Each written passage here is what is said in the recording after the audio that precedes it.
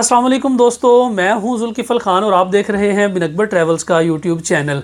दोस्तों, आज की वीडियो यूरोप वीज़ा के लिए बड़ी इंपॉर्टेंट है। जो लोग यूरोप जाना चाह रहे हैं, यूरोप की सैर करना चाह रहे हैं, वहाँ पे रहना चाह रहे हैं, घूमना फिरना चाह रहे हैं, स्पेशली शेंजन कंट्रीज़ के अंदर, तो उनके लिए आज की वीडियो बड़ी इंपॉर्टेंट होने वाली है। क्योंकि 2024 में शेंजन के और यूरोप के वीज़े बड़ी ही आसानी से लगने वाले हैं। अगले महीने से यानी कि मार्च से यूरोप के अंदर और शेंजन के अंदर टूरिज़म का सीज़न स्टार्ट होने वाला है। जो लोग स्पेन जाना चाह रहे हैं, इटली जाना चाह रहे हैं, जर्मनी, फ्रांस, इसके अलावा नीदरलैंड, इन जगहों को, खूबसूरत जगहों को देखना चाह रहे हैं, विजिट करना चाह रहे हैं, उनके लिए बड़ी ही अच्छी खबर है। तो जिन दोस्तों ने अभी तक चैनल को सब्सक्राइब नहीं किया, चैनल को ज़रूर सब्सक्राइब कर लें, बेल आइकन को ज़रूर प्रेस कर दें ताकि ऐसी इन्फॉर्मेटिव वीडियोस आपको टाइम पे मिलती रहे और आप टाइमली किसी भी कंट्री के वीज़ा के लिए अप्लाई कर सकें। तो सितंबर अक्टूबर के बाद जो यूरोप की वीज़ा रेशो थी वो कम हो गई थी। बहुत से दोस्त नवंबर और दिसंबर में कांटेक्ट करते रहे कि जी हमारा वीज़ा रिफ्यूज़ हो गया, हमने नवंबर में अप्लाई किया था, वीज़ा रिफ्यूज़ हो गया, दिसंबर में, जनवरी में अप्लाई किया था, वीज़ा रिफ्यूज़ हो गया। तो मार्च से चूँकि टूरिज़म का सीज़न स्टार्ट होने वाला है, तो जब टूरिज़म का सीज़न स्टार्ट होता है, स्पेशली जब स्टार्ट होता है, उस वक्त वीज़ा रेशो पूरे साल में सबसे अच्छी होती है। तो आप लोग जो यूरोप जाना चाह रहे हैं या शेंजन के किसी भी मुल्क में जाना चाह रहे हैं, हर कंट्री का अपना अलग अलग तरीका है वीज़ा अप्लाई करने का। जैसे स्पेन है वो BLS के थ्रू अप्लाई करती है, बहुत सारे शेंजन कंट्रीज़ जो है वो VFS के थ्रू अप्लाई करते हैं।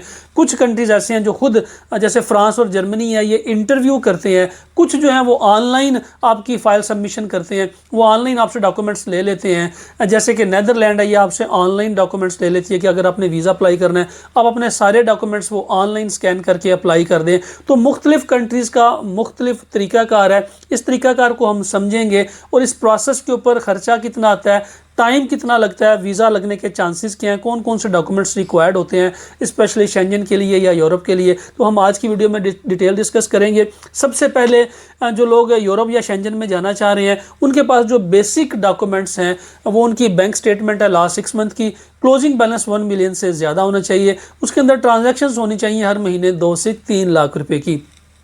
प्रेफर ये है कि आपका पर्सनल अकाउंट हो। अगर आपका कंपनी अकाउंट है तो कंपनी अकाउंट से पर्सनल अकाउंट में महाना उतनी अमाउंट ट्रांसफ़र हो जितनी आपकी मंथली इनकम है, और इनकम जो है वो आपने अपने टैक्स रिटर्न्स के अंदर शो करनी है। इट मीन्स आपके पास बैंक स्टेटमेंट होनी चाहिए, आपका सोर्स ऑफ इनकम होना चाहिए, और वो रजिस्टर्ड सोर्स ऑफ इनकम होना चाहिए जो कि आपकी टैक्स रिटर्न्स के अंदर शो हो। आपका अगर बिजनेस करते हैं तो बिजनेस रजिस्टर्ड होना चाहिए, अगर आप जॉब करते हैं तो आपके पास जॉब लेटर होना चाहिए, आपकी सैलरी स्लिप्स आपके पास होनी चाहिए, आपके पास कंपनी की तरफ से एक NOC होना चाहिए। तो फिर आप जो डॉक्यूमेंट्स है वो कंप्लीट होंगे। आपकी बैंक स्टेटमेंट हो गई, आपका सोर्स ऑफ इनकम हो गया, इसके बाद आती है आपकी ट्रैवल हिस्ट्री।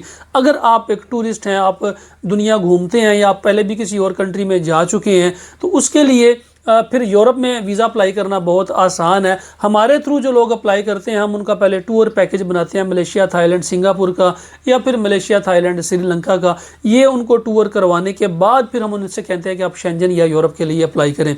अगर आप फैमिली के साथ अप्लाई करना चाह रहे हैं तो आपकी बैंक स्टेटमेंट बहुत तगड़ी होनी चाहिए, क्योंकि 2 से 2.5 लाख का तो सिर्फ शेंजन का टिकट है। इसके अलावा वीज़ा फ़ीस अलग से है, होटल बुकिंग अलग से है, तो पर पर्सन कम से कम 7 से 8 लाख रुपए आपके अकाउंट में होना चाहिए। अगर आप फैमिली के साथ 3-4 लोग अप्लाई कर रहे हैं तो 3 मिलियन प्लस आपके अकाउंट में अगर हो और मंथली 4 से 5 लाख रुपए की ट्रांजैक्शंस होंगी, तो फिर आपकी जो शेंजन की वीज़ा रेशो है ये बेहतर होगी।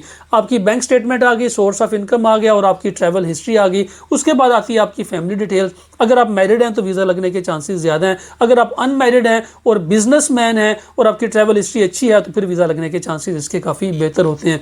बेहतर है कि अगर आप मैरिड हैं तो फिर ट्राई करें, अदरवाइज़ आपके पास strong bank statement, strong travel history होगी तो फिर आप इसके लिए शेंजन वीज़ा के लिए अप्लाई करें। इसके अलावा आपका पासपोर्ट, जितने भी पुराने पासपोर्ट आपके पास मौजूद हैं, अगर कोई पासपोर्ट गुम हो गया तो उसकी पुलिस रिपोर्ट आपके पास होनी चाहिए। आपका ID कार्ड, आपकी तस्वीरें चाहिए होंगी इसके लिए। और इसके अलावा अगर आपके पास कोई प्रॉपर्टी है, आपका कोई एसेट है, कोई गाड़ी आपके नाम है, आपके पास कोई गोल्ड है, कोई एसेट है, तो आप उसके डॉक्यूमेंट्स भी इसके साथ लगा सकते हैं। ये सारे डॉक्यूमेंट्स आप लगाने के बाद अगर आप स्पेन के लिए अप्लाई कर रहे हैं तो BLS से आपको अपॉइंटमेंट मिलेगी। अगर आप किसी और कंट्री के लिए अप्लाई करना चाह रहे हैं तो उसमें फिर आपको, जैसे आप इटली के लिए अप्लाई करना चाह रहे हैं तो उस पर फिर VFS के ग्लोबल के पास आपको जाना पड़ेगा, वो फिर आपको इसकी अपॉइंटमेंट्स देंगे। रोमानिया के लिए करना चाह रहे हैं, पोलैंड के लिए करना चाह रहे हैं, लिथुआनिया के लिए करना चाह रहे हैं, लैटविया के लिए करना चाह रहे हैं, तो फिर आपको VFS ग्लोबल जाना पड़ेगा।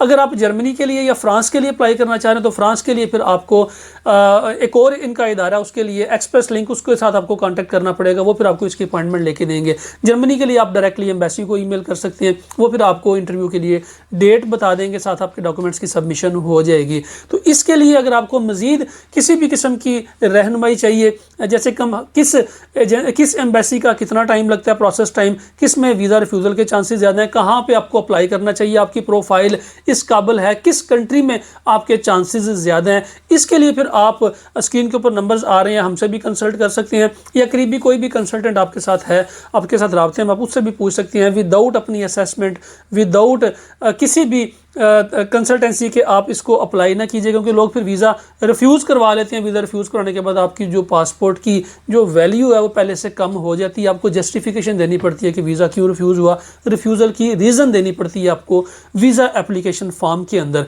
तो वीज़ा रिफ्यूज़ल करवाने से बेहतर है कि आप किसी कंसल्टेंट से रब्ता करके तो फिर अपने वीज़े को अप्लाई करें। मुख्तलिफ कंट्रीज़ का मुख्तलिफ प्रोसेस टाइम है और मुख्तलिफ फ़ीसें हैं। फ़ीस ये 25,000 से शुरू होकर 35,000 तक जाती हैं। सारे शेंजन स्टेट्स की तकरीबन इतनी ही फ़ीस है, और शेंजन स्टेट का जो प्रोसेस टाइम है वो तकरीबन 1 माह से शुरू होता है, कम से कम 1 माह से, और मैक्सिमम 2 माह तक जाता है। स्पेन सबसे ज़्यादा टाइम लेता है क्योंकि स्पेन की वीज़ा रेशो सबसे अच्छी है, तो वो तकरीबन 60 डेज़ का टाइम ले जाते हैं प्रोसेस टाइम के अंदर। तो ये इसके डॉक्यूमेंट्स थी, वीज़ा एम्बेसी फ़ीस थी और प्रोसेस टाइम था, जो मैंने आपको सारा समझा दिया। इसके अलावा आपको अगर मज़ीद कोई इसके बारे में इंफॉर्मेशन चाहिए, या टूरिज़म सीज़न के हवाले से कोई इन्फॉर्मेशन चाहिए, टूर पैकेज के हवाले से कोई इन्फॉर्मेशन चाहिए, स्क्रीन के ऊपर नंबर्स आ रहे हैं, आप इन नंबर्स के ऊपर कॉन्टैक्ट कर सकते हैं। हमसे भी आप इसकी कंसल्टेंसी ले सकते हैं। हमारे 4-5 ऑफिस हैं पाकिस्तान में।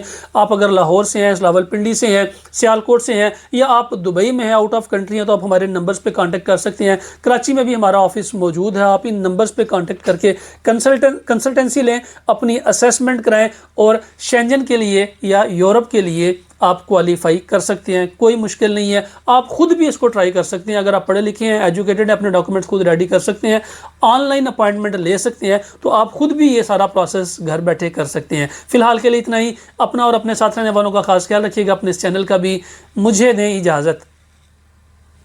अल्लाह हाफिज़।